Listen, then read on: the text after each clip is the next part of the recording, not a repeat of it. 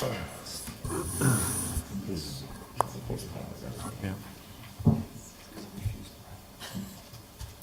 Busy crowd today.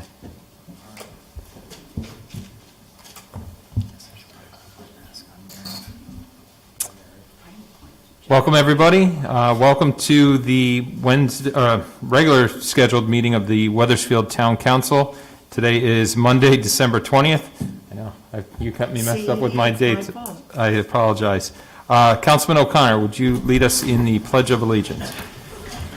I pledge allegiance to the flag of the United States of America and to the republic for which it stands, one nation, under God, indivisible, with liberty and justice for all.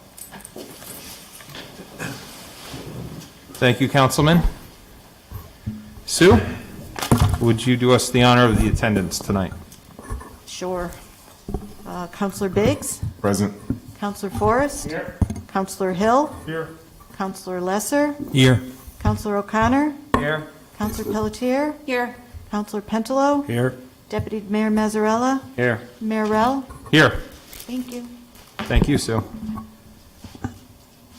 And I don't believe we have, we do, presentation for the Main Street lights. I believe both Derek and Sally will be discussing these.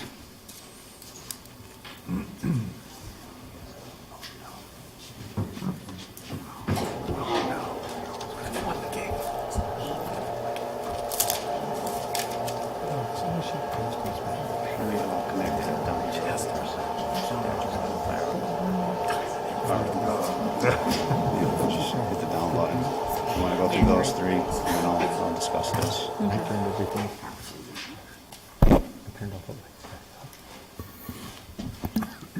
Good evening. We were here to have a discussion in regard to the Main Street decorative lights that right now are on a portion of Main Street. These lights are currently, when these lights were installed, these were custom lights. The heads on the lights were a custom build. And we have over the years had some issues with them. A few years back, many of the shopkeepers had discussed that they really did not cast the correct amount of light. We did change the lights from the incandescent lights that they were to LED lights. This particular type of light fixture is actually lit from the top of the fixture. That kind of bulb that you see in it is not what provides the light. The light is actually in the kind of the bottom of the hat of the fixture. Let me see. Here, this might be a better picture for you. And so right now there is a project where there is for your consideration to extend the amount of lights that we have along Main Street. If we are to do this, one of the suggestions is to change out these light tops, these fixtures. A, because these were custom build and there's no one who can build them again. And B, there are other types of fixtures now which can give a better array of light. There are opportunities to have a lantern style fixture like this, again, but have it be a slightly different style in the top of the hat. Or if you go, and I've done some research throughout the country, many places have gone to what's called the acorn style of light that sheds light in a 360-degree type of cast, and so you get more light. Right now, the poles that these lights stand on, the head is separate from the pole. The pole is a pretty standard pole. The other issue with the lights as we currently have them is that there is no room in the top of the light fixture to add any other type of equipment. There's been discussion about potentially bringing Wi-Fi into the area, and if that was to happen, We had hoped to be able to outfit the lights to be able to be a part of that system. What we currently have will not allow us to do that.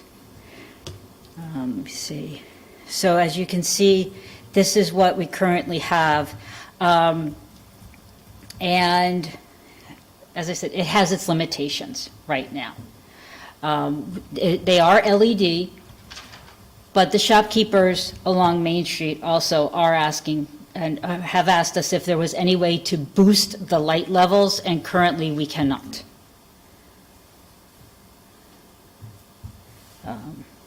And Derek's going to talk a little bit, and we can answer more questions about what the initial project potentially could be. Good evening, everyone. For the record, Derek Regger, Town Engineer.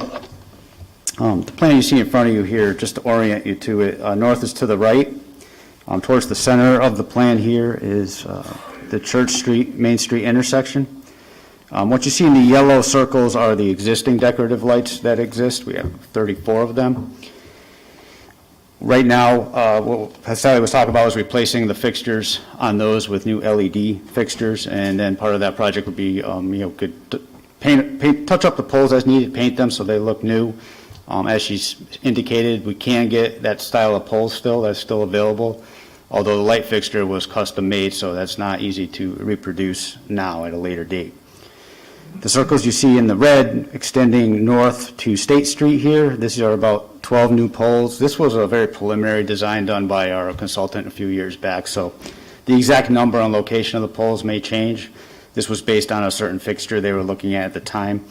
But we had discussed a number of years ago about extending this system up to the State Street intersection and also extending it slightly south from Center Street to the Garden Street intersection with another 3. So we were looking somewhere in the vicinity of 15 additional poles and fixtures. I suspect that'll change a little bit based on the fixture that we choose to use and the kind of light it casts, as well as looking at other things such as pedestrian crossings, some things that we're looking at down there where additional fixtures may be beneficial to help with lighting in the street. Main Street will be coming up for paving in a future year, so one of the reasons why we're bringing this project back around to discuss it again is if we are going to do it, we need to get planning on that sooner than later, particularly if we're going to extend the system because it's going to require trenching impacts to the right-of-way, so obviously we want to do all that work before we get to a paving project. Right now, we're looking just to move forward with hiring an electrical consultant. They'll do a photometric analysis and design for us. They'll be able to provide us with some options for fixtures and costs. As noted in your packets, right now we have about $730,000 in lease funding that, when we got it, was initially intended for this project. That's what's remaining. Pricing from a few years ago, was around less than 500,000, but things have changed a lot in the last couple of years, so we can get some sense from them as to what the cost should be. Our intention was to get to that point and then come back to council with some options and costs and talk about what we think would make sense moving forward. Of course, the project, the scope, and the limits could be adjusted based on what we have for available funding, so it's flexible, but from a few years back, this was the direction on where we wanted to go as far as updating all of the lights so they're all consistent and then extending it north and south to the limits we're showing. Be happy to answer questions anyone might have. Mr. Deputy Mayor? A couple questions. What are the light poles and lamps that are out here in front of the town hall? Are they the same, different? Quite honestly, I didn't pay attention to them, but They are slightly different. same poles? They're They not- are 15-foot poles, I think, versus 12-foot. They're the Okay. same style of pole, but a different height. And the lamp fixture would not be appropriate for Old Weathersfield, or? It's different, and it's noticeably different. You don't notice it when it's together here, but if you put them down next to the ones that we have there now, they are noticeably different. Then the other question I had was, we've had some residents complain about the, stark white brightness. Can we get, can we consider a softer light that will still provide adequate illumination. That's why we want to go to a lighting specialist and have that person do the photometrics, see what we need for the appropriate light levels for what is a commercial district, but also a roadway. And then I'll have that person say, look, we also have residential components to this space. So what is the right photometric for that space to satisfy all of those needs? And then one last question for Derek is the wiring in the snow shelf or is it in the roadway? What existing and what will be proposed? What do you have to put in? Are you Yeah, talking I about sus- digging up the road to do this? I suspect we will for the extensions. Yeah. For the existing area, it'll really depend on what we want to do. We were going to have the consultant potentially look at options for Wi-Fi cameras, dimming capability. In talking with them initially, that there could be some conduit runs needed for that. So, obviously, anything we're going to need to do underground, we want to keep it all underground, and we want to get to that, ahead of the paving work. So I suspect, usually we try and run it in the right of way, but there's a lot of utilities down in that area, so, in the grass shelf, so it'll depend on where those are as to where we put the conduits. And then just one last comment I would make is that, if we, by any kind of stretch of the imagination, come up with a plan to do this and still have extra money left over, can we apply that to replacement of lamp poles in other parts of town that are requiring replacement, the rotted poles up towards High Crest area and things like that? Yeah, I don't think there's necessarily restrictions on the funding. It's lease funding, so you have options as to what you'd like to do with it. Okay, thank you. Anybody else with any questions? Councilwoman Pelletier. Thank you. So I assume that you'll need to get approval from the HDC for whatever design you choose. Yes.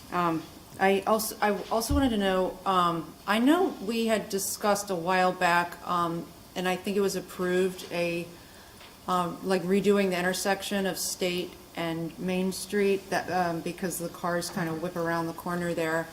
And I can't remember if it was going to be a three-way stop sign or what, but I assume, that the lighting, this would kind of go in nicely with redoing that intersection, and I was kind of curious about the status of that. Yeah, that's part of our community connectivity grant funding that we have. Right now, staff is in final design stage, working towards putting out a bid this winter. We anticipate the project will include that intersection, Main and Hartford Avenue reconstruction, as well as Garden Street and Knott Street at a minimum, because those were the three largest projects that we had, and there has been some additional improvements we're going to make that extend beyond the original application. So there was other work associated with the grant, and we're going to basically now we're costing out to see how much this work is going to cost and what we have left to do some other of the improvements as well. So that's upcoming, and yes, whatever we do here will be coordinated with that work. Okay. So you don't know, like, have an approximate date of when the work might actually begin? The reconstruction work of the intersections, we're hoping to have started this summer, Okay. finished this year, ideally. Right now, it's just been delayed with staffing issues, but we're working to get that out this winter. Okay, thanks. Councilman Biggs? I think Councilman O'Connor had his up before me, sir. All right. All right, I'll take it. Thank you, Mayor. Thank you for the presentation. Just had a few questions. For one, when we're talking about replacing and adding, just looking to the future, have we looked at possible solar options for those lighting features at all? Or is that something that's going to come up with the consultant to kind of see different options to help maybe save money down the line? Yeah, we have to speak with our consultant. It hasn't been discussed yet, but that Okay. could be part of, options that they look at. I'm not very familiar with those types of systems and how well they would work for this. And with that conversation, with the comment Deputy Mayor made about the brightness of the lights and whatnot, I'm pretty sure in that conversation there should be something about the pollution from the lights and the exposures there. Okay, all right. And then lastly, when we're talking about adding on the red dots that you have here, are these lights getting replaced or just added? And if they're getting added, is there going to be a forum for residents to have a say, especially with a lot of these being directly in front of their homes? Yes, they are new. They don't exist right now, so they would be new. But that was one thing we were talking about when this project kind of went on hold a year or two ago, was, giving some options that we can discuss publicly as well and with council as to what we're looking for. I think we're looking to have the whole system be consistent all the way through, so whatever's chosen, we'd like to run it, through the whole project, so it has a nice, consistent look. One of the things with the photometrics is we have to know what the photometrics are in order for us to go out and give people options for an appropriate lamppost. We don't want people to fall in love with a lamppost that doesn't have the right output.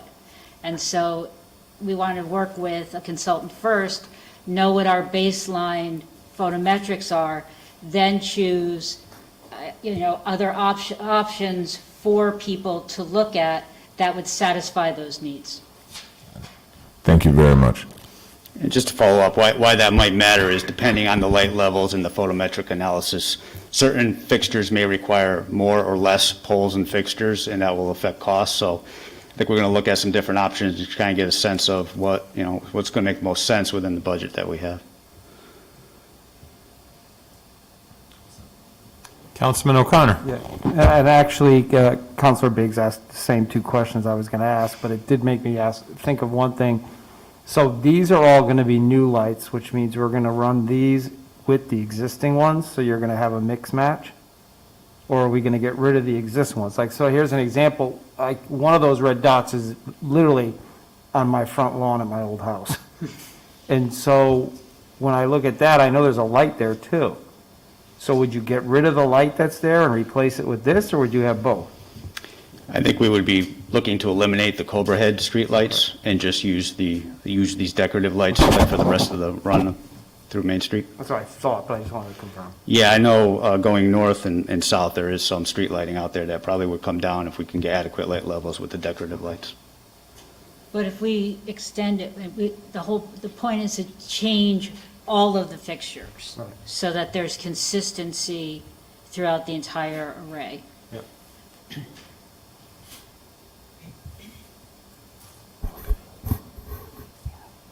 Councilman Forrest. Thanks, Mayor. And Mr. O'Connor, that was a good question. I'm noticing, though, on this, just sort of as part of uniformity discussion, that there seem to be some very particular gaps. I'm looking at the west side, just across from Hart Street to the south, I guess it would be slightly, where I would have put another street light there because there's a large gap, but it seems awkward.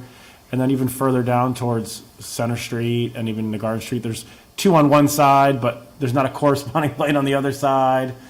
And I guess as it relates to Councilor O'Connor's thoughtful question, if we're going to have the gap, are we going to have a Cobra head that where that one would be, and now we don't have consistency, and or can we fill in those gaps so there is consistency with this entire street process? Yeah, I think it would make sense to fill in the gaps. This was a very preliminary analysis. My guess is, the spacing on the new lights is pretty consistent, and it's outside of the heavily walked area where it's more compact. So, yeah, I wouldn't put much stock in where these are shown right now, because that will change based on the evaluations that the consultant will be doing. Okay, so my food for thought to you guys would be to have the consistency be somewhat uniform, and of course that there's enough lighting if we're going to remove the Cobra heads, and I think that sounds like a great idea. Thank you. Any other questions? A couple questions about funding and how far you guys have gotten with the lighting experts on costs, possibility of delays, increased, supply chain issues that have affected this. So we have approximately $732,000 for this. The original cost was a little less than 500, maybe like 470, 475. Has there been discussions, with anybody that says, yep, bank on 20% markup from, I forget what the date was that the proposals were. But have we got any newer numbers to go off of? when I've talked to a couple people in the lighting industry, it's really, they can't give a number because they don't know what we're requesting to purchase. And so it all comes back to having the consultant, knowing your data, knowing what your photometrics are, then going and choosing fixtures. The different fixtures have different lead times depending on where they're manufactured. So unfortunately, I can't answer that question until we know what we're going out to look for. Gotcha. Okay. And then to kind of piggyback off of the deputy mayor's question, there's no stipulations on how this money, it doesn't have to be strictly earmarked for Old Wethersfield decorative lighting. I mean, it's lighting funds that were captured for the entire town's project. So if we can use some leftover funds to start chipping away at some of those wooden poles. And those are all LED lights right now, if I'm not mistaken. It's just the poles that would need to be replaced. Yeah, I know the original funding was for street light improvements, most of which were to convert our Cobra heads over to LED fixtures. So I don't believe there's any restriction in that respect. If we're going to use it on street lights, certainly not. It may be even more flexible than that, but that's something the finance director probably can answer better than I. Okay. And then I guess my final one would be savings. We did project when we converted over to LED a projected savings through the town to LED. 15 new light fixtures wouldn't be I mean, we wouldn't see a sizable decrease.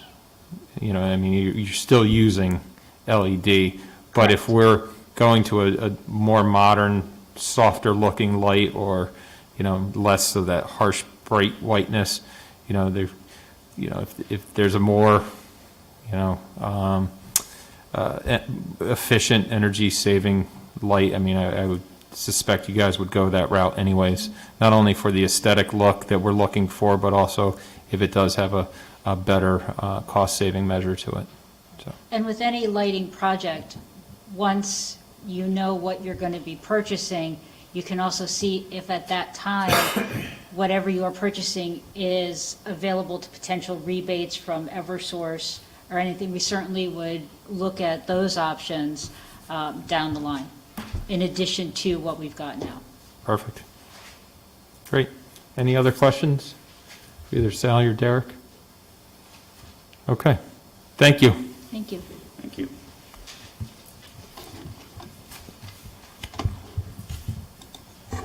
No hearings scheduled.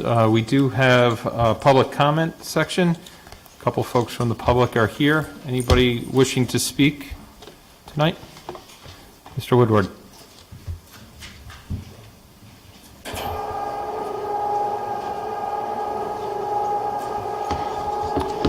Jim Woodworth, 33 Mill Street, 5H. I just wanted to, I can't believe that last week was summer and now it's winter and the holidays are here.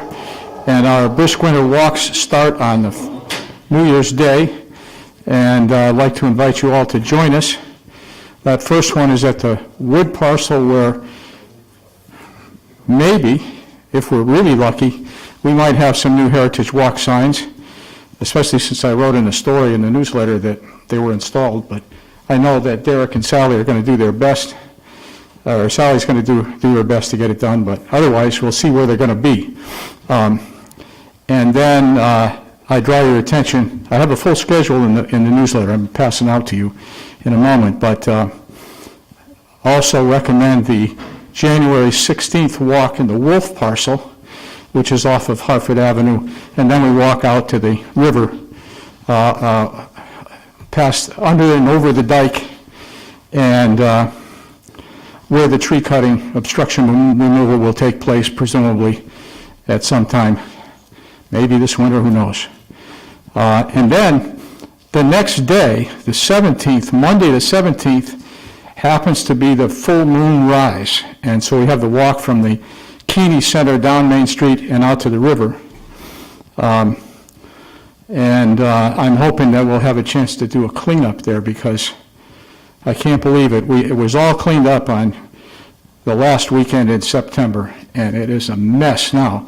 Meanwhile, Sally's done some good cutting, including cutting some of the trees down that the beavers were working on before they fall down and smash more of that fence there.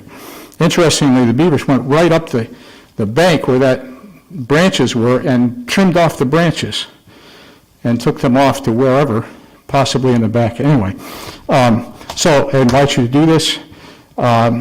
Also, our trail at the wood parcel we've been working on raising the trail to meet the accessibility guidelines of the USDA Forest Service, which means that, depending on how well we did, it should be wheelchair accessible. And I can't wait for some wheelchair person to go out there and say, this works, or work on this spot here.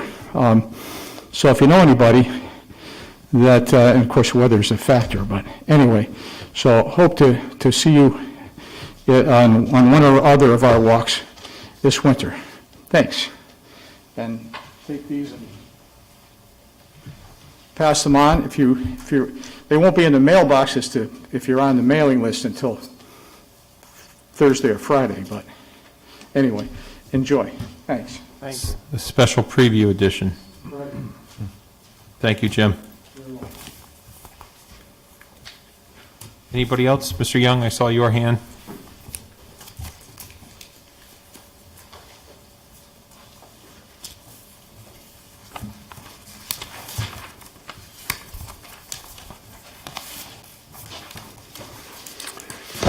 We're back at masks, huh? Good evening, Robert Young, 20 Copper Mill Road. The presentation given by Sally and Derek. All I can say about that is, if our current lights are working, leave them. I mean, why do you have to replace? Just because we got a grant? And we all know where grant money comes from, especially the state grant money. It all comes out of our taxes. And, if we have lights working and everything is fine, we don't need Wi-Fi. I mean, it's already on the electric wires, the big poles. It's on there. So, I mean, we don't need the Wi-Fi down there with a reason for putting up these new things. Let's stick with what we currently have and save the state some money. Last meeting, we spoke about had the presentation by the Kycia Farm Committee, which went on kind of late. I didn't get much out of it except for their suggestion is to bring a farmer in there. And here we are. We had what we called, and we heard what we call transparency through this whole process of purchasing that property. And then we had transparency going through a solution of what we're going to do with the property. And originally, with the referendum, there was no reason why we had to buy that property. It would be decided some other time. But the fact remains, the end results from the committee was to put a farmer on there. And when you start looking at the dollars and cents, putting a farmer on there to grow vegetables that's going to be sold for 2 months out of the year, and the type of money that's tied up into this property, you paid $2.4 million for something that was worth a heck of a lot less. And if the suggestion in the very beginning was, we're going to buy it and have it as a farm, you never would have paid $2.4 million for that property to be a farm. If you went and looked, and it was so simple, guys, state of Connecticut has recommended prices, values for farmland. And this, I'm going to hand it out. You can take a look at it for yourself. I pulled it off the website this morning. You each have a copy. And you can see what the value of farmland is in the River Valley. River Valley, it tells you all the different towns. And it shows you the different tillable type acreage that they classify dollar amounts to. And it's nowhere near $75,000 an acre.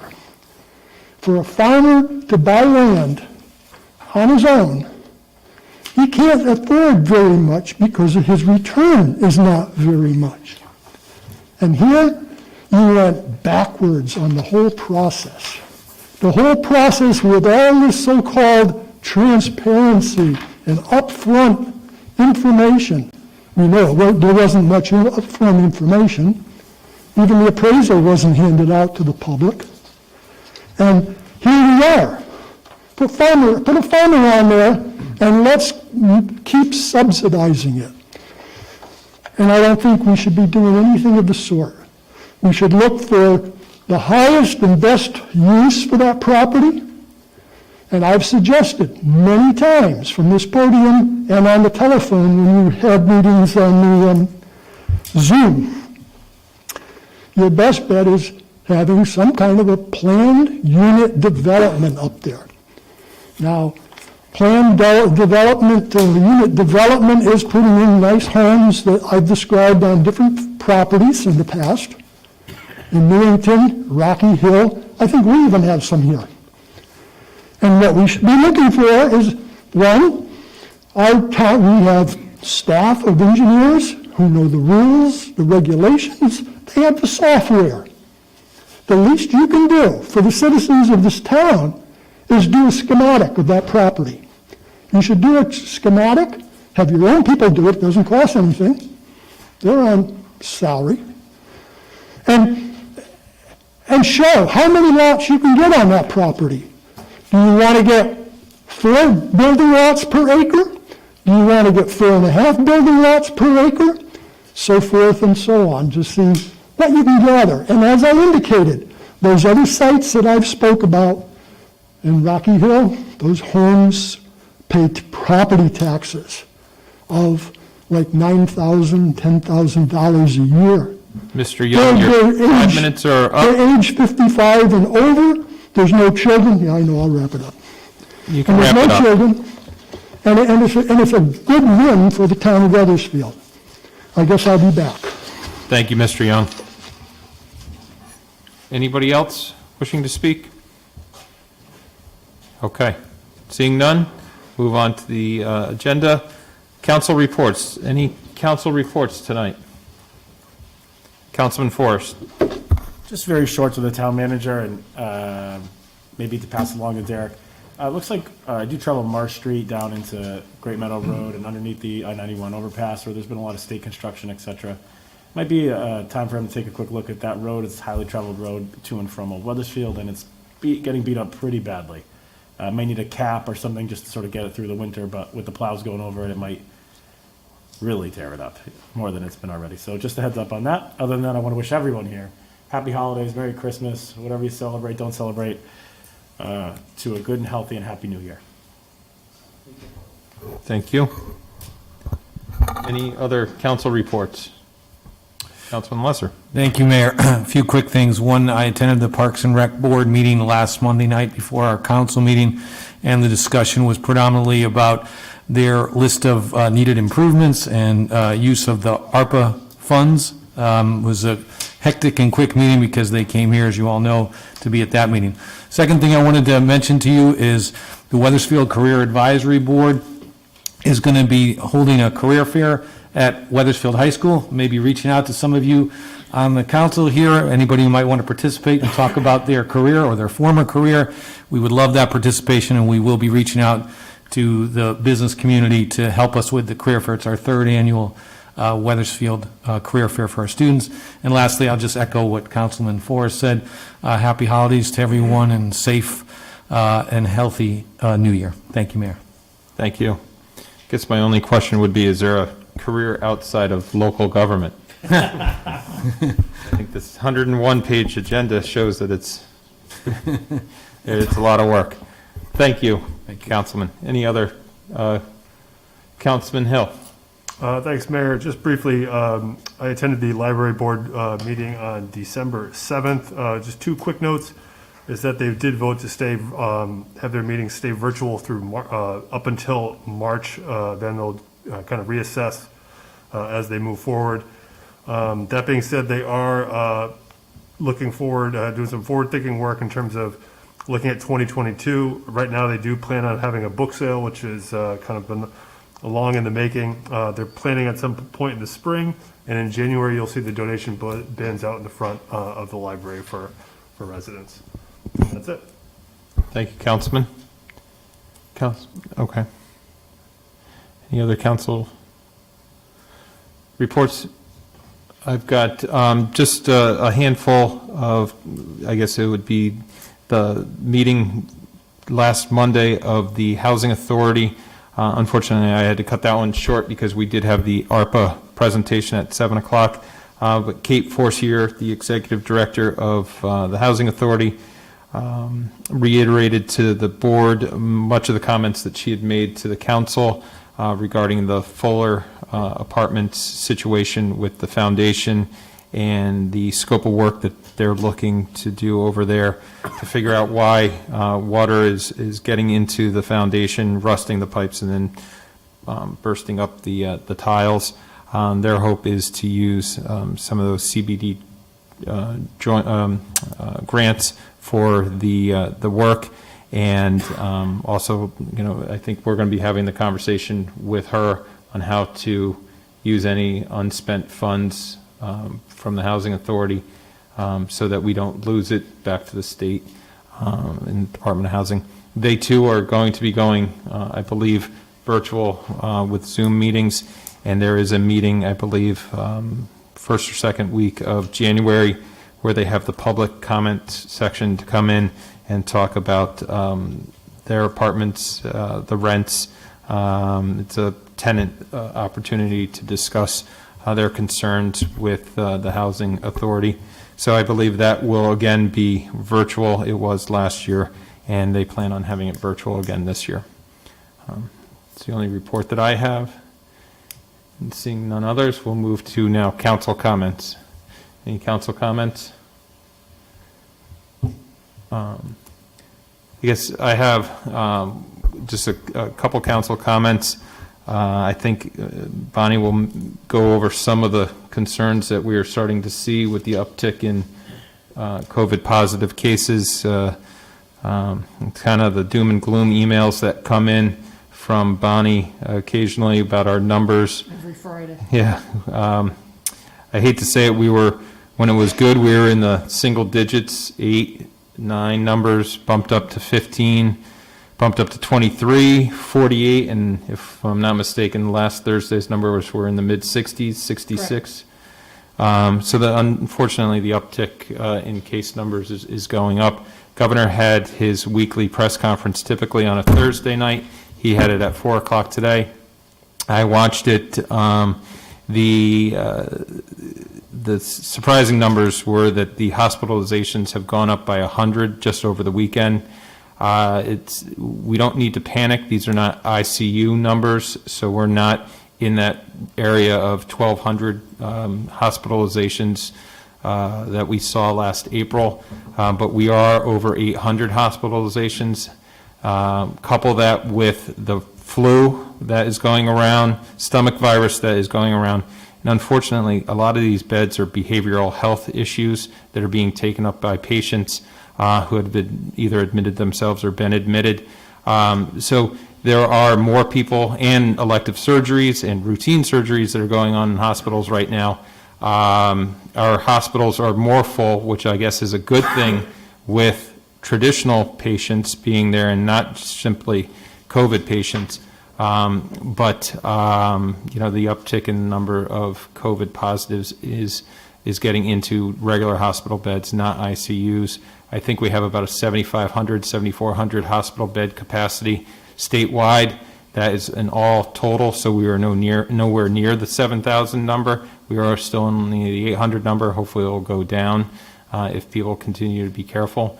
One thing he is recommending, and we're going to be doing it, this holiday season, people have a little bit more freedom to be able to go visit families, unlike they did last year.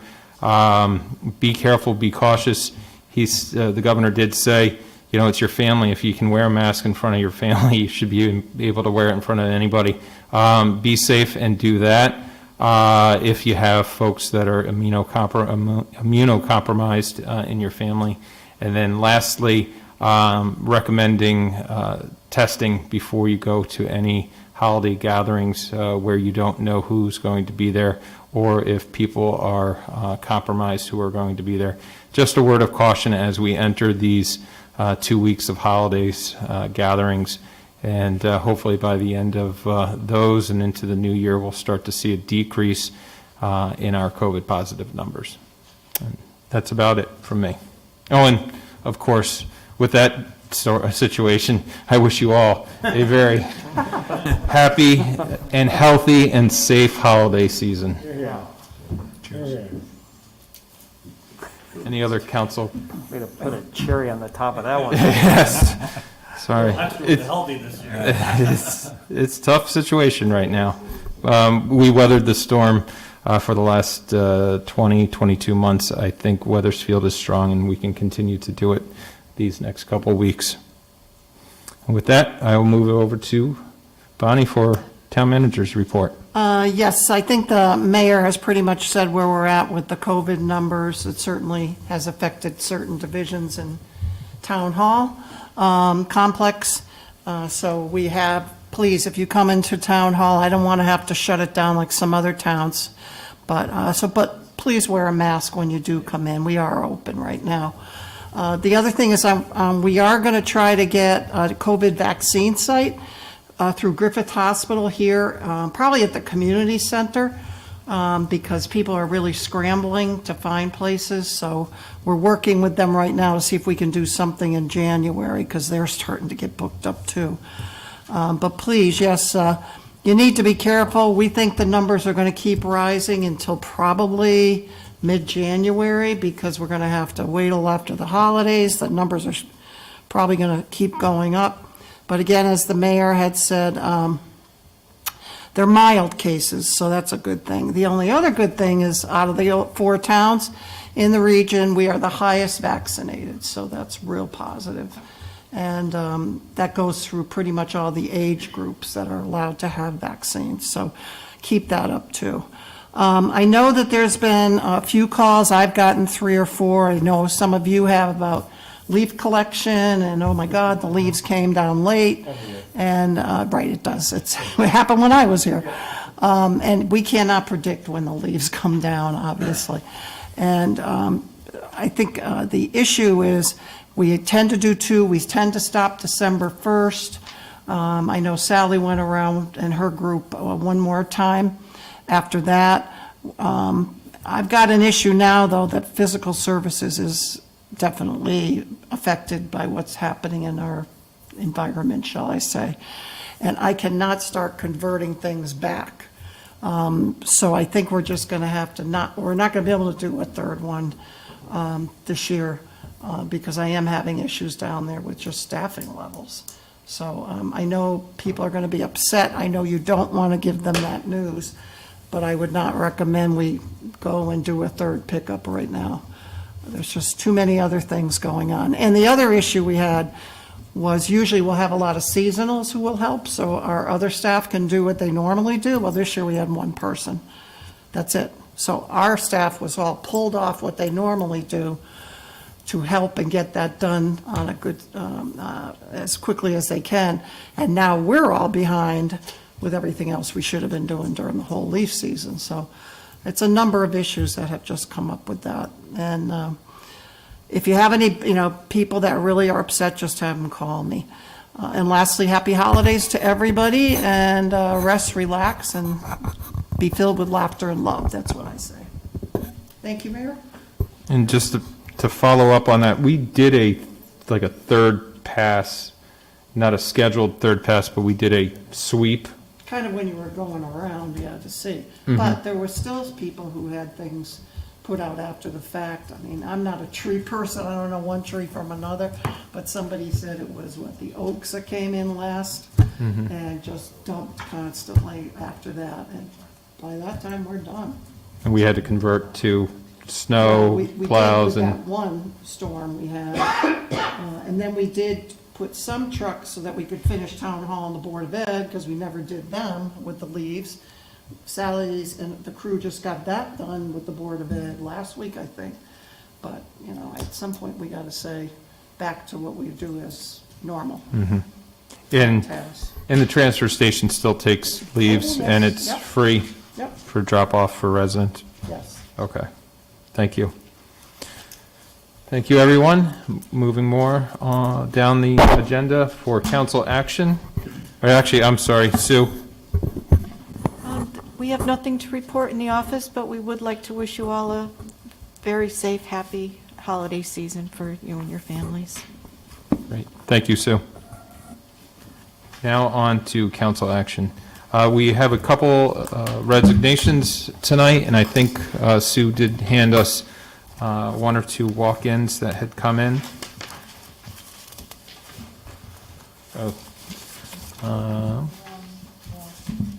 Just one walk-in, and then, it looks like they're all Councilman Force. And then some appointments. And do the Ds first? Let's see. It's all Ds. I think they're all Ds. Ds and A Us. lot of action on this side. Ds and Us. May I have the floor, Mayor? Yes, you may. I'd like to move the following resignations. David Zagaya, 19 Wildwood Road, from the Human Rights and Relations Committee, was serving a term of 7/1/19 to 6/30/22, along with John Mullen from the Capital Improvement Advisory Committee, 158 Windmill Hill, for a term at that time, 7/6/20 to 6/30/22, both of those effective on December 13th. In addition, I would like to add the resignation of William Chase of 9 Westwood Drive, who was serving a term from 7/6/21 to 6/30/22 for the Inland and Wetlands and Conservation Commission, and that resignation will be effective December 18th. Second. Motion's been made and seconded. All those in favor signify by saying aye. Aye. Opposed, nay. Ayes have it. Motion carries. And to fill commissions, some appointments. Mayor, may I have the floor again? Yes, you may. I'd like to move the following appointments. Senior Citizens Advisory Committee, Phyllis Garcia, 2 Sharon Lane, for a term 12/20/21 to 6/30/22, and Diane Zlatchka, 68 Clearfield Road.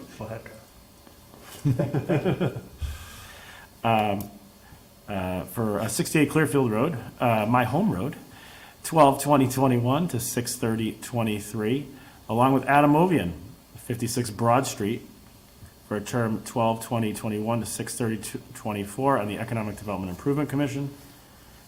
And I believe that is all of them. Second. That's all. Motion's been made and seconded. All those in favor signify by saying aye. Aye. Opposed, nay. Ayes have it. Motion carries. Thank you, Councilman. Thank you, Mayor. No unfinished business from last meeting, and we do have some other business. There is an economic development and tax incentive policy that EDIC has been working on with Chairman Mark Trahan, and I believe, Bonnie, you've been sitting in on those, as well Yes. as Denise from our own Town Planning and Economic Development Office. Yes, it started before actually I got here with, they figured it hadn't been looked at since its inception, so they did do some revisions. I gave you former planner Peter Gillespie's memo on the history of putting it together, as well as where the incentives have been used in the past. There were some issues that have popped up through the years that they felt needed to be addressed, which our town attorney Ken Slater has addressed in here. And they wanted to bring forward changes the Economic Development Commission would recommend, along with Attorney Ken Slater's changes with that. Certainly we'll take questions, but what you should do from here is set it as a public hearing at your next meeting for comments. You did that with the original tax incentive policy, and then you would vote on that at a later date after the public hearing. And so if you wish to move forward, the hearing would be on January 4th. Any questions on the policy, or any questions for our town manager on this? Mr. Deputy Mayor? Just one, would it be safe to assume that most of these changes are to keep the document in line with the current statutes? Is that Oh, yeah. the gist of it? Yes, definitely. And it certainly does address, we've had some issues with when does the tax incentive policy start. So for example, we had a project that had a partial CO. Well, EDIC interpreted that's when the tax incentive started. The developer said, oh, no. I think it started when I got the full CO. So that caused problems. Attorney Slater has fixed that one. So I think we're good now, but not to say other issues won't pop up. But we are in agreement with state statutes. And would I be safe to assume that, from what I read of the document, that the council is in no way obligated to authorize a tax abatement, regardless at of all the, page after page of what the guidelines are? It's still up to us to Absolutely. approve it. That's correct. And normally, I believe the way it's happened in the past, at least when I was here, is the staff will bring forward, and EDIC will bring forward a recommendation, but it's totally up to you whether we do it. You might change the parameters of what we bring forward, or you might say, no, I don't want to do this. And that'll end that discussion. That's all I had. Thank you. Any other questions on this?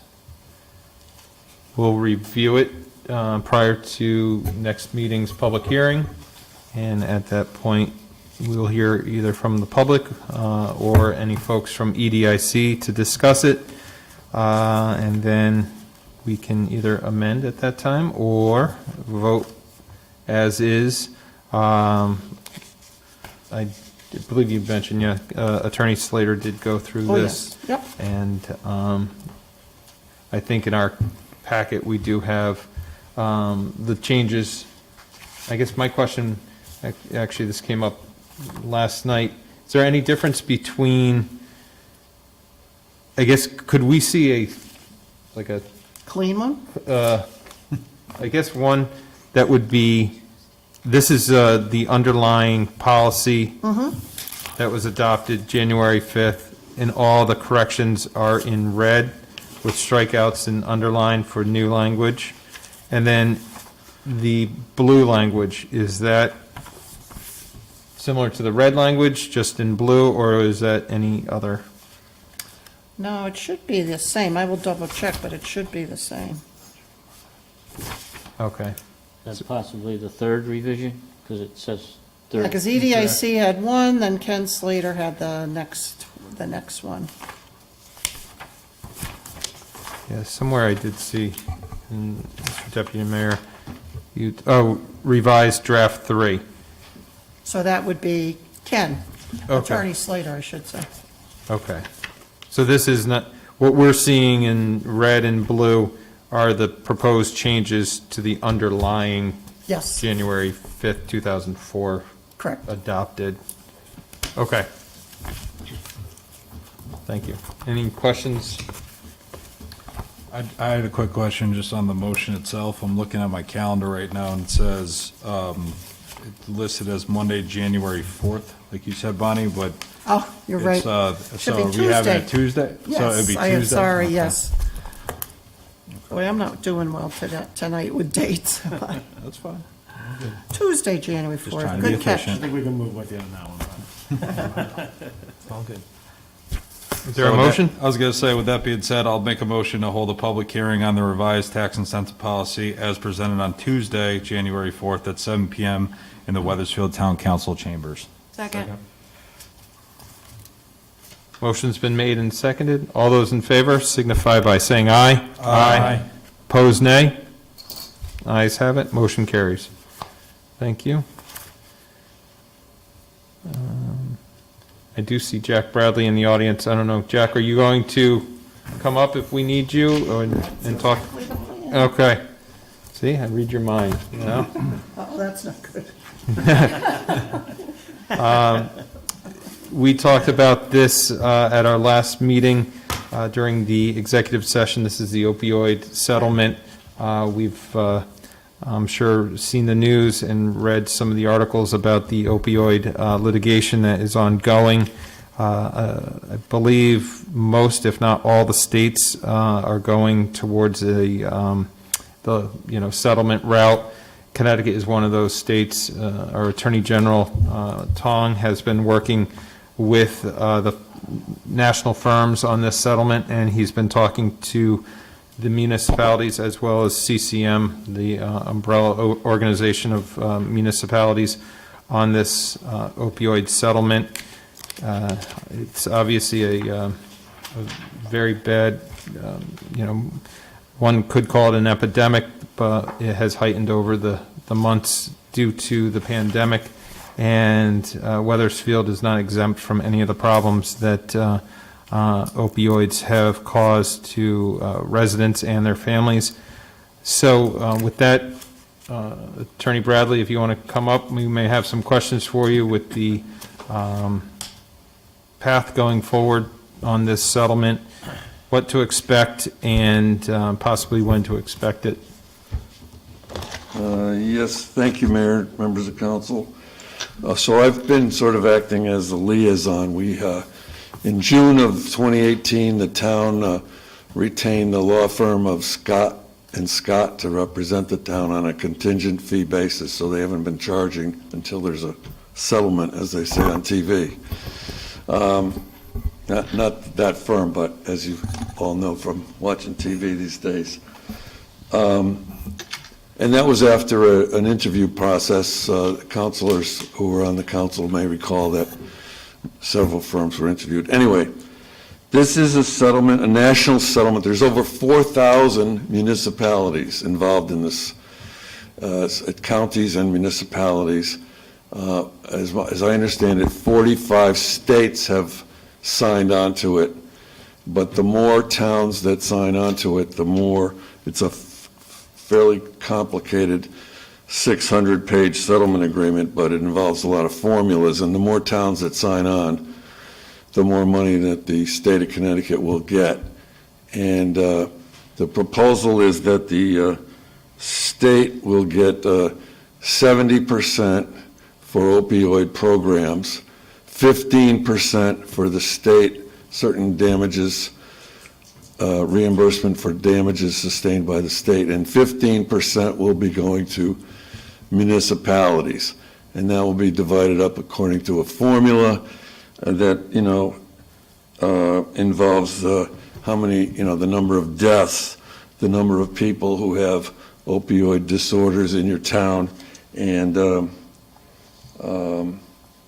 number of opioid prescriptions that can be documented. And I think even though it's horrific in Connecticut, it's probably worse in many other states. So anyway, Connecticut stands to get, as I understand it, $300 million over 18 years.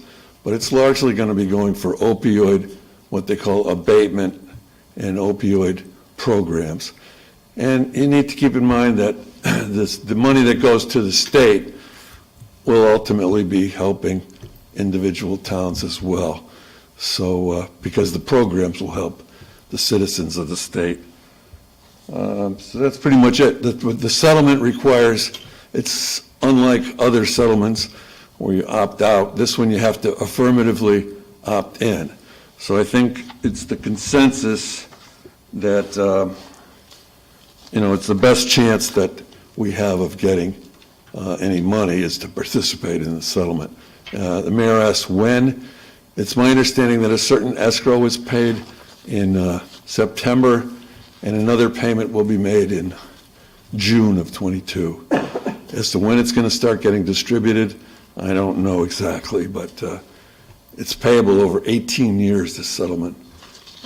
So it's $21 billion paid on behalf of 3 distributors and $5 billion paid on behalf of a manufacturer, J&J, Johnson & Johnson. It's important to understand that it's a settlement with those defendants only, not with Purdue Pharma. There's been a lot of news about the Purdue settlement. And the Attorney General strongly recommends this settlement, but as you know, he opposed the Purdue settlement, which will be an ongoing thing. Any other questions? That's it in a nutshell. It's our best chance to get any money, I think, is to join. Otherwise, you're going to be on trial sometime in a long time from now. Any questions for Attorney Bradley? Well, I don't have a question. I just one comment to you, and I'm hopeful, and I will talk to our legislative delegation. As a member of the Tobacco and Health Trust Fund that was established a number of years ago after the tobacco settlement, that money came to the state. I forget what the original number was, multi-million dollars coming in on a tobacco cessation program. And Connecticut is one of the, if not the last state that actually expends some of those funds. And in fact, Governor, I think Malloy, had eliminated that tobacco and health trust fund.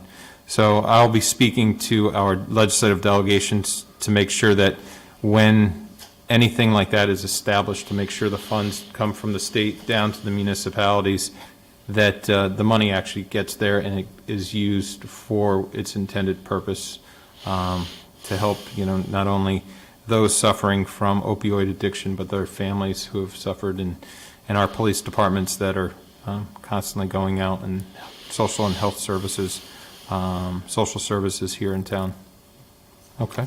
I think that's an important point, and there was criticism over the tobacco settlement. I think they've taken that into account, but there will be an advisory council that'll people have an opportunity to participate in how it gets spent and when it gets spent. But anyway, that's Great. good. Thank you, Jack. So I request that you consider a motion to approve and join in the settlement and authorize the mayor and/or the manager to sign all documents. Because this was a computerized registration, and when I registered the town, I listed the mayor's name as the person. But anyway, that's If I get in any trouble, I know which attorney I'm going to be calling. Thanks. Thank you, Jack. Any other questions or comments on this before we move to approve it? Not? Is there a motion? I'll make a motion to approve and join in the proposed national settlement with distributors and Johnson & Johnson dated July 21st, 2021, and authorize the town manager and mayor to sign documents as necessary to implement the settlement. Second. Motion's been made and seconded. All those in favor signify by saying aye. Aye. Opposed, nay. Ayes have it. Thank you, Jack. Have a great holiday, Jack.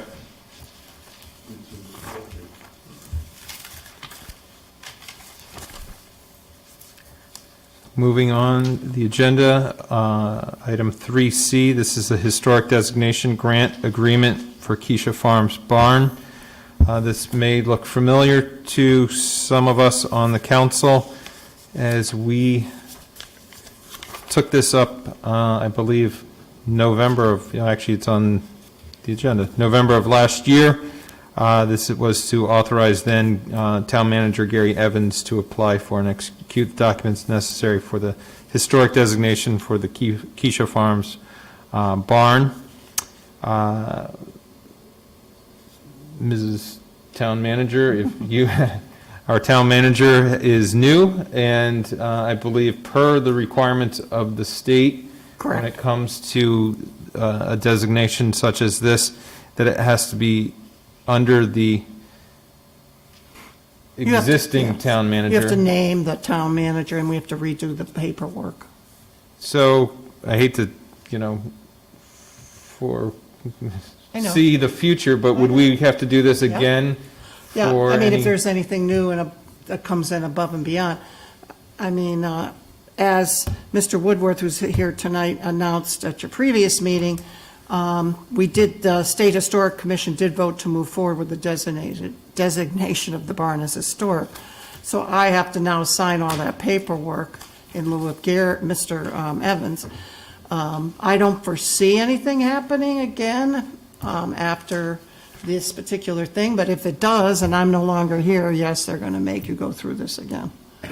But they can't move forward on, the State Historic Commission cannot move forward with doing anything with the barn unless I sign the documents right now, but yes, if something happens 6 months, 4 months, 3 months from now and I'm not here, yes, you'll vote again with the new name. State is very particular. Okay. Any questions? Councilwoman Pelletier. First, I just wanted to get a little bit of clarification because from the language in the agenda item, it indicates that the State Historic Commission is moving forward with designating the barn as historic. But I just wanted to clarify that they are giving us the grant to begin the process of determining whether it will be Yes. designated as Yep. historic. And Okay. again, Mr. Woodworth was in on the meeting of the Historic Commission. Okay, it was just the language was a little vague, Yes. and I just wanted to clarify that. I can understand that. It's my fault, not his. I was one of the people who voted against this back in November of last year, and I still have all the same concerns I had then. One additional, and for, not everyone was there last time, so I guess I could, reiterate a little bit of, what I said last time. But one of my big issues is that the barn, we live in a town that was founded in 1634. Someone had, after this came up before, a resident had given me an article from the Wethersfield Post from October of 1971. It was an interview with the Kycia, the original owners of the Kycia farm. And they said that the barn was built in 1940. And for a town that was founded in 1634, a barn built in 1940 is not historic. And I know that the person from the State Historic Commission said, well, we can give you the designation, but that doesn't mean that you could still do anything you want with the barn. Well, I think once that designation goes on the barn, and the whole reason why this is being pursued is to get some funding for the property and whatnot, and so it can open us up to like historic preservation grants or whatever. Maybe you could fix up the barn. But once you accept those grants, then the strings all start to attach. But even having the designation itself, I think would, once we haven't even decided what we're going to do with the property. So I feel like essentially moving forward with this is deciding that we want to keep the barn, because if it gets the designation, and we want to knock it down to build a sports field, there's going to be people coming forth saying, hey, the state has deemed this a significant historic building. How can you knock it down? But, I feel like we need to decide what we're going to do with the property before we start talking about preserving the barn. With all the things that were brought forth to us from the Kycia Farms Committee and their, the researchers from the University of Hartford, with the surveys they did, with all the community input, I feel like, the importance of the barn wasn't discussed. It wasn't discussed during the referendum process either, So I just think it's not something we want to do. I want to be able to have more flexibility. And one other thing I did bring up last time, and I wanted to bring up again, is the barn, it's not in good shape, and so I feel like it could be a money pit. Back in 2018, in the cover letter from the appraiser of the property to the then town manager Jeff Bridges, the appraiser stated the barn is in below average condition with substantial deferred maintenance, rendering it unusable. And I think about some of the properties, historic properties that the town owns, the Standish House and where Lucky Lou's is, the Keeney Center, and all the money that the taxpayers have to pay to keep up these buildings, maintain these buildings, and those are really special buildings because they actually, particularly the Standish House is very historic. So, one can make the argument that it's worth it, the money we put into that, but it is a substantial burden on taxpayers. And to place an additional burden on a barn that's built in 1940, even if, we could get some matching grants to fix it up from the state, I think it's not worth pursuing to me. So I intend to vote no again. Thanks. Thank you, Councilwoman. Any other comments? Mr. Deputy Mayor? I'm going to agree with Councilor Pelletier. I also voted against this proposal back in November of last year. My reasons go a little bit further back, having to do with the formation of the Kycia Farm Committee. I have in front of me the minutes of the first meeting, 12/16/19. Item 2, the intent and purpose of the committee. The town manager explained the primary purpose of the committee is to choose a consultant and to help facilitate the visioning sessions with the residents. And that was further explained in detail that the effort was to gather input from as many residents as possible to come up with ideas of what the land could be used for. It was not to come up with actions that would be taken. Going forward to July 6th, this was after the Kycia Farm did not receive money for a consultant. We now have the members coming up with ideas of what should be done with the property. We have one individual wanted to share ideas for farming. We have another one that wants to talk to the Newtown Community Farm. We have another that wants to look into historic preservations for the barn. We have one that wants to solicit potential funding from sports groups to develop a field. We have another one that wants to have passive recreation and walking trails. That was not the intent of the committee. The intent of the committee was to gather all the information that was presented to us by the students from U of H.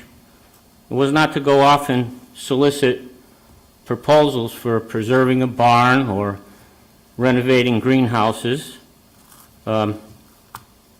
That's already deciding what's to be done with the property.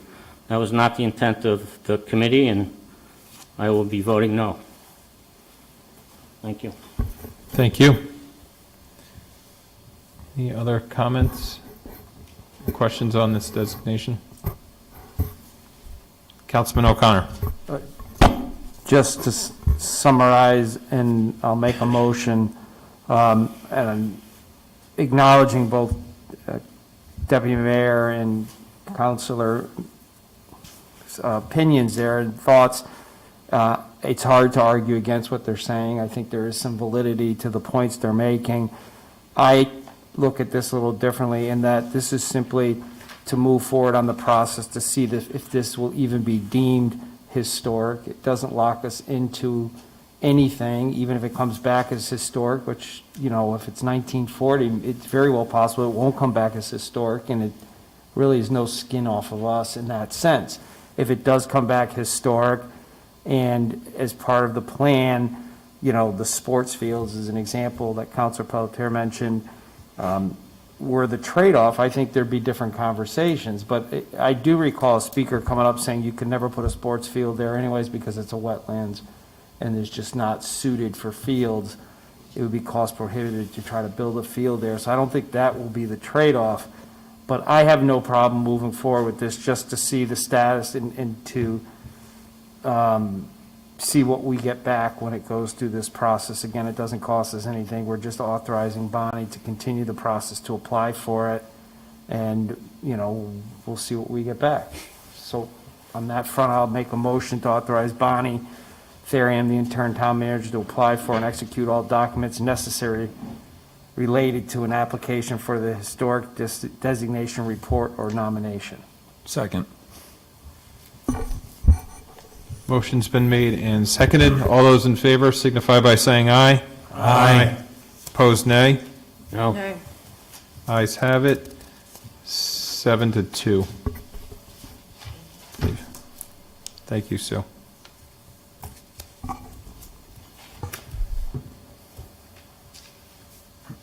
Here is, under other business, item 3D. This again was discussed, not at our last meeting, but I think the last meeting in November, maybe, I'm losing my dates now too. Last meeting in November. 15th, yep.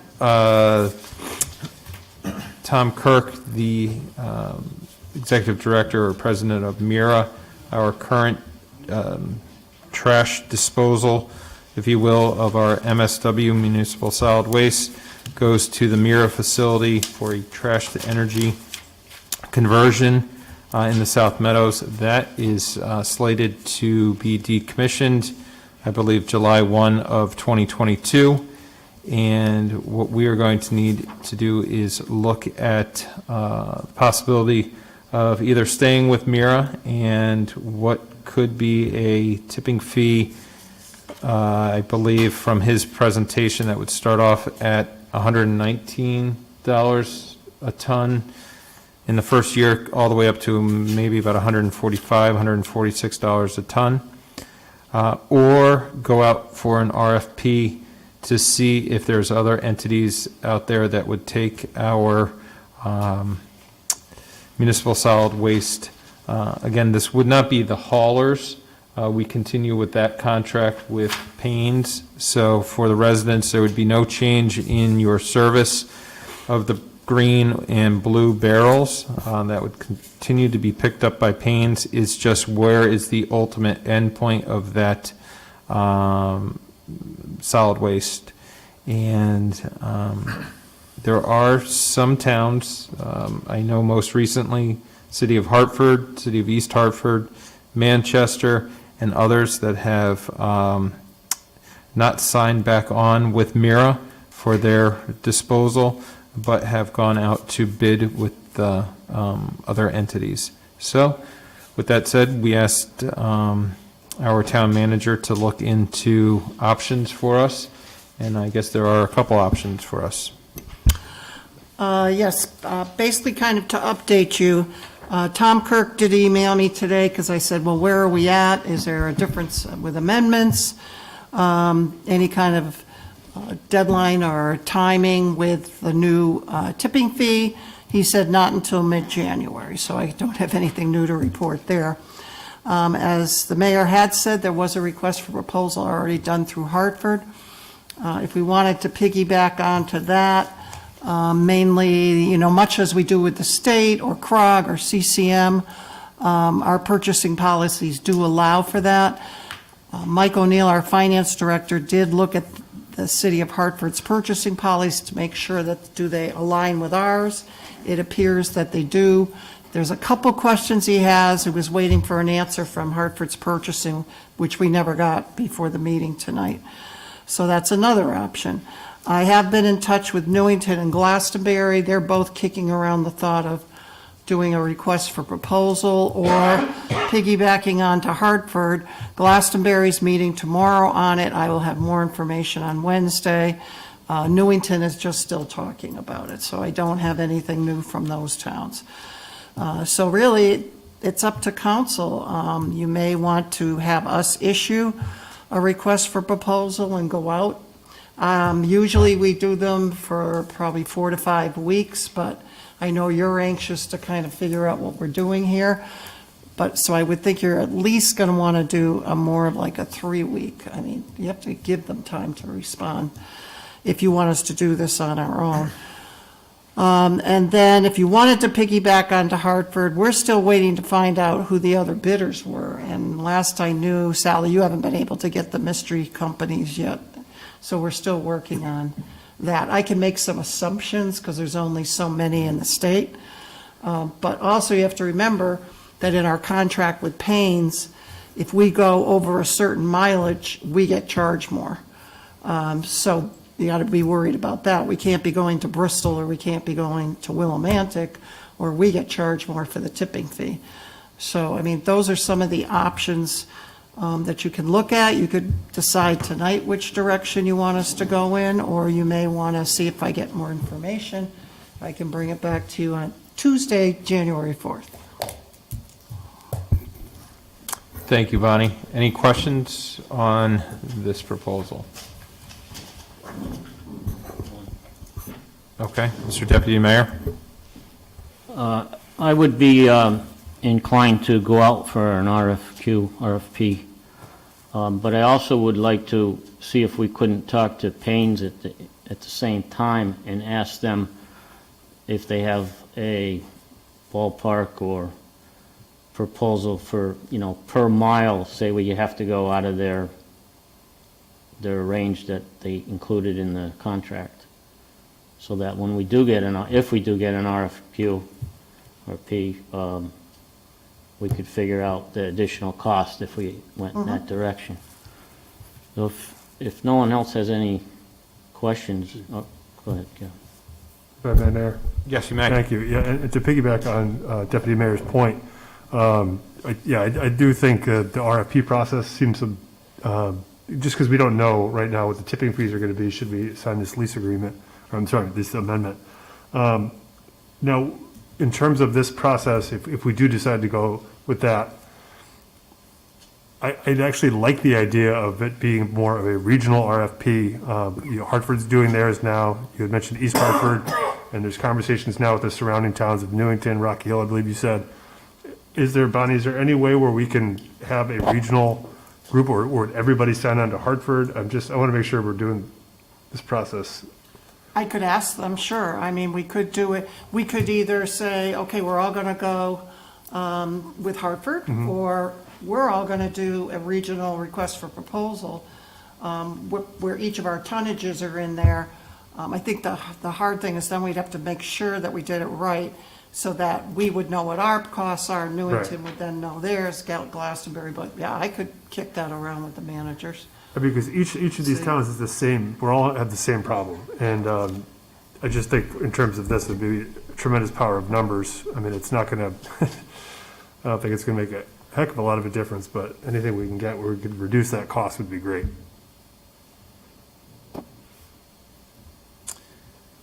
Mr. Deputy Mayor? Just in one comment to what Councilor Hill was suggesting with the regional approach, if you will. I think there may be some positives to accepting trash from Wethersfield versus Hartford with regards to quality of recycling and what they're actually getting in the trucks when it gets. And I'm only speculating, but I would think some locales might do a better job at it than others, and if the hauler's going to rely on this big, large commodity, price could actually possibly go up. I don't know. But the other point is time is of the essence, so I don't know how fast we could get a consortium-type approach together, but open to... I don't know. I mean, like I said, the manager of Glastonbury, Richard Johnson, is supposed to get in touch with me by Wednesday. And Newington, I can ask the manager, Keith Chapman, I don't know what Rocky Hill's doing. Berlin, of course, has nothing to do with this, and I'm not even sure if Cromwell is a member of MIRA. MIRA. I don't think they are. I don't think but they I'm are. not sure. But I can check with them tomorrow, the other towns that I know are in there. I guess my only concern would be if we wait any longer, what the time frame would be that we have to commit to MIRA for the opt-out, for the, our backs up against the wall with that. And, either way, I think we should go out for an RFP, either, regionally or, look at Hartford's. And, do we have to, can we just use Hartford's as reference and go off of that? Or would we actually go with that RFP that Hartford had done to? No. If we were going to do this, then Sally and I might use bits and pieces of Hartford, but ultimately it's got to be modeled for us. Right. But I will tell you, I was happy to see one because at least we don't have to reinvent the wheel here either, because that would be really rough. So that's a good thing. Okay. And if East Hartford's done it in Manchester, which I didn't know about Manchester, and if they did use an RFP, I can talk to them too. And I believe West Hartford as well. Clarification. Clarification first, yes. Am I understanding correct that they want us to sign an agreement that removes the opt-out clause, correct? Correct. And we have coverage, we're under contract with MIRA until what date? Oh, I don't think I have it here. You still got The 27th? Is it somewhere in there, 27? 26, 27, yeah. The only thing that's not guaranteed is the rate, correct? Correct, and that's what I won't know, or I won't know anything new until January 15th from them, and that could only be, gee, I need another 2 weeks, you know what I'm saying? I don't know what he's going to say. It seems like they don't want to commit until they know how many players they have. Right. So it's just going to keep going and going and going. I think we should go out for an RFP on our own. Maybe we can work with other towns tandem, but at least get the ball rolling on our own. Time is of the essence. There's also the potential that the remaining few bidders may run out of capacity if we're the last ones to the party, so. Councilman O'Connor? Yeah, Bonnie, I just wanted to confirm something. I think I know the answer, but just if you can confirm, by us going out to bid, it does not preclude us from any type of realization efforts or partnering with Hartford or jumping on band with them, right? No. It just, so there's really You no. can get all the results and reject them all Right, and there's do no- whatever you want. So there's really no downside? Okay.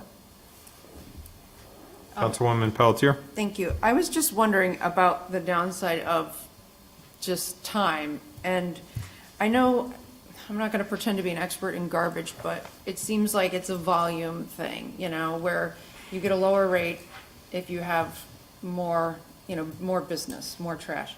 So Hartford may have gotten a better rate because they have a lot of trash. But I also understand we don't want to just see if we can piggyback off of theirs, if maybe we could do better on our own for reasons that, the Deputy Mayor mentioned. But I'm afraid that, I know other towns are looking into piggybacking off of Hartford.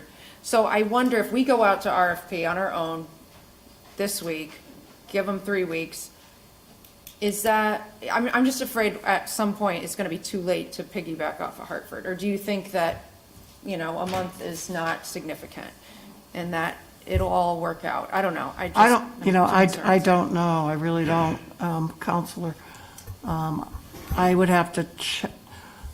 I think if you're better off, if you looked at the RFP from Hartford, that is pretty complicated. Yeah. And they have things that they deal with that we don't, and we wouldn't probably even consider. So in some ways, I would rather not, even though that would save Sally and I a heck of a lot of work.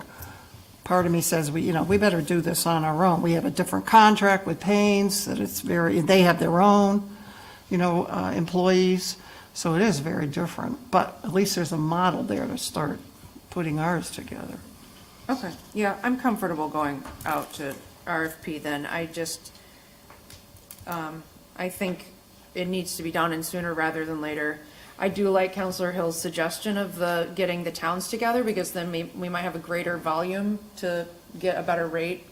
But I am worried about the time also, and the time it'll take to get everyone on board and everyone to agree to one RFP. So, I like it, but we're under a time crunch, so I'm not sure if it's better just to go out on our own, see what we got. If it's higher than Hartford's, then try to piggyback off of Hartford's. Yeah, I mean, one of the things you have to remember too is, I'm bringing this to all of you, so shall Glastonbury do the same, so shall Newington do the same, and I don't know about their meeting schedules. So, I mean, that's one thing I'm gonna have to find out. They may not bring it to them until February. I don't know.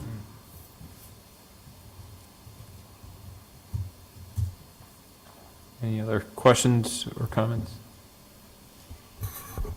Okay. I'd like to make a motion to have the town issue a request for proposal for refuse disposal services and bring the results back to the town council as soon as possible. Sorry, I can't see without these. I'll second that. Thank you. Motion's been made and seconded. All those in favor signify by saying aye. Aye. Opposed, nay. Ayes have it. Thank you for reading that. They found out. They do. I can't wear them and read at the same time. Sorry about that. And then finally, rules and procedures. This is the proposed changes. There was some discussion between our town manager, deputy mayor, and Councilman Lesser on some changes that actually need to be made to this rendition of, if that is such a term to be used for this, or this version of this. So we don't make a motion to table. What we'll do is just... Yeah, if I can just ask that it be removed from the agenda for tonight, and then we'll regroup and do a little bit of corrections and wordsmithing and... Do we need to vote on it? Do we need to vote on it? No, I don't think so. I mean, it's the committee requesting that it just get withdrawn for tonight, and we'll bring it back Tuesday the 4th. Okay. Okay. I guess no need to make any motions or vote on that. You guys will come back with your recommended changes. There are no bids before us, no ordinances, resolutions, or appointments for introductions. We do have the meetings minutes for December 6th and then December 9th special meeting for those that joined us on the tours of the elementary schools. And thank you, Sue, for including those all in our packet. There's a workshop meeting? Oh, and there's also special meeting for December 13th. This is the ARPA discussion. Is that on here? Am I missing a page? Nope, I got it on the second page. You don't print them single-sided, double-sided this time. Save the paper. I know, I gotta flip them over. Thank you for doing that. So we got December 6th, December 9th, December 13th. Is there a motion to approve these minutes? So moved. Second.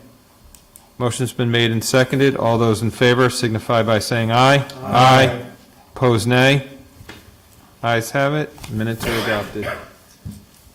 And moving on, public comment. This is the second public comment section. Mr. Young?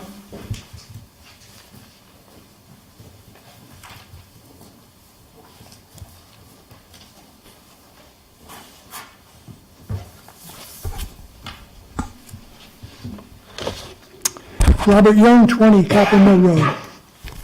The discussion regarding the historic issues for that barn up on the Kycia farm, I just don't see how you folks could vote for that, unless you just want grant money. I mean, 1940 building, this town is loaded with homes that are 1600s, 1700s, and then to brag that, oh, we got another historic one up there on Highland Street. It was built in 1940. That would be a real eye-opener to everybody, I think. That you would think that would be a historic building, but all you really wanted was grant money, which is terrible, absolutely terrible. Getting back to, I handed this out a little while ago at the first session. I know nobody really had time to look at it, but, you know, I got this off the internet from the state of Connecticut. It gives you an idea of what land use values, and what they say land use, it's regarding the categories, of course, what they think values of farmland should have been in 2015. I know, today's 2020, but we're pushing 20, oh, no, we're 2021.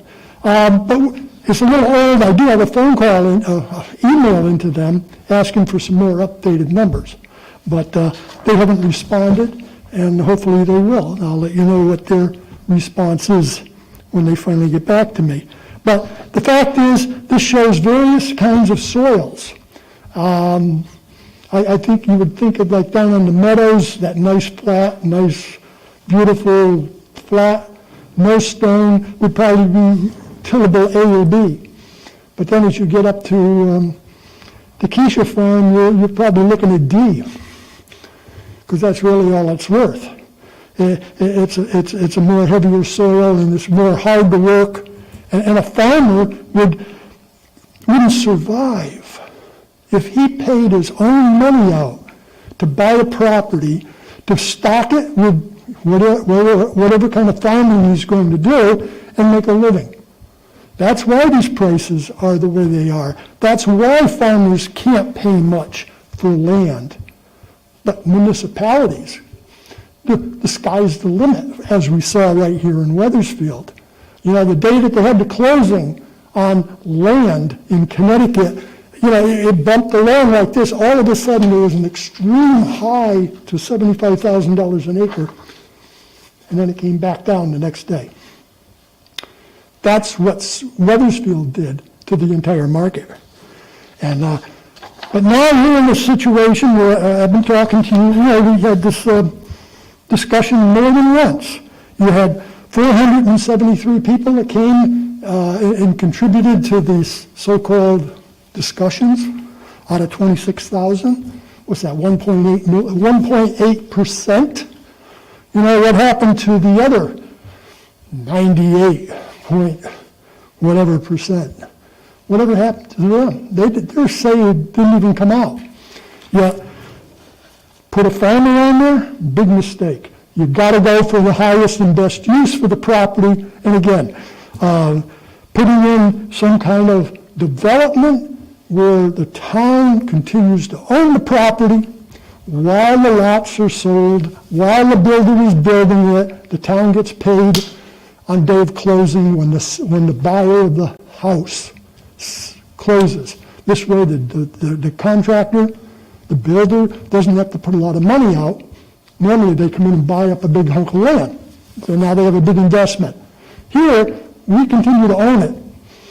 We dib it out to them slowly.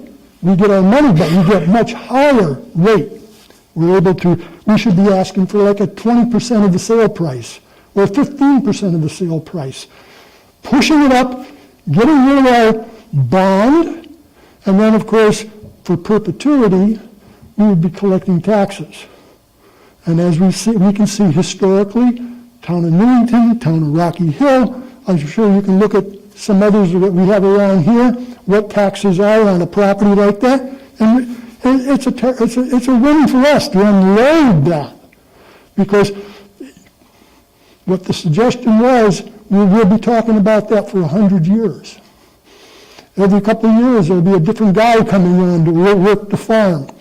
And what will we be getting for it? A lot of chit-chat, a lot of headaches. Get rid of it, clean up, and set the pace, increase. your grand list. That's what to do. And as we find that we have more land in town, say we close the school down, that's another suggestion right there. Get the grand list going with people 55 and over. Those types of people have money in their pocket, they're willing to pay taxes, and they have no children going to school.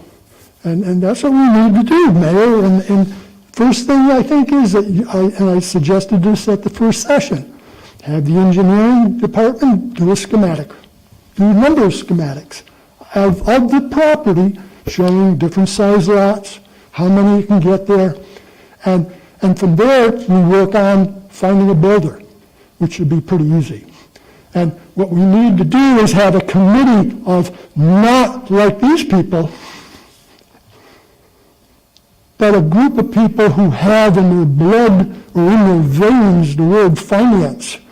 Okay, Mr. Young. And monetary needs and money. That's what we need, people who are going to negotiate and make good returns for the town. Thank you. Thank you, Mr. Young. Anybody else? Rick? Good to see you. I didn't know you recognized me. I didn't know you did. I know you didn't, because you would have said something. I haven't put my glasses on, I couldn't tell. Rick Gary, 35 Harding Street. I really wasn't planning on coming down here, but I was down at the Wethersfield studio, and you guys were on TV. And I thought, wow, I see Councilman O'Connor back and Bonnie Therian. It's like old times. I figured I'd come back too. And Paul Mazzarella on the other side. Tom, sorry, remembering your son. But while I was here, I said I just wanted to mention that Wethersfield Television, there's a whole new group of volunteers that are trying to rebuild Wethersfield Television. They have all new equipment. They're redoing the studio. So I just want to let everybody know that that resource is still there. Hopefully it will be up and running very shortly, and maybe something that the council will take advantage of again sometime and get, as a place for getting information out to the town and having shows and things like that. But there is a group getting it going, and it's there, so just want to let you know that. And congratulations to all of you who were elected. Thank you. Thank you, Rick. Okay. Moving on, now I believe we have the executive session. Correct? So, Yes, I'd like to invite our HR director, Claudia Ted, also to be a part of that. I move we adjourn to executive session. Do we have to? we don't have to adjourn. We adjourn, it's the, Motion to go into. go into executive session. Second. Second. All those in favor signify by saying aye. Aye. Opposed, nay. Ayes have it. We are in executive session.